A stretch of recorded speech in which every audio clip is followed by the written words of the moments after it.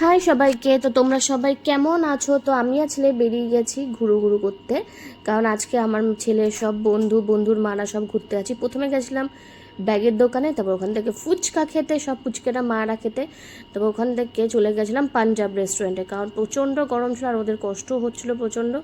তো ওখানে গিয়ে দেখো ওরা কি পাগলামি করেছে ফুচকেগুলো।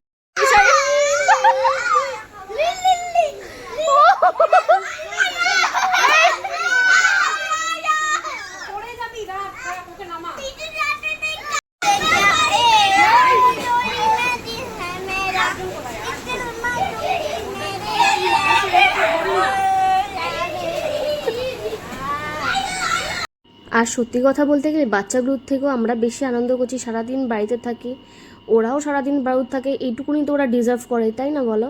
তো খাওয়া দাওয়া শেষ করে আমরা সবাই যে যার বাড়ি চলে গেছি। আর সত্যি কথা বলতে গেলে খুব মন খারাপ ছিল সবারই বাড়িতে এসে।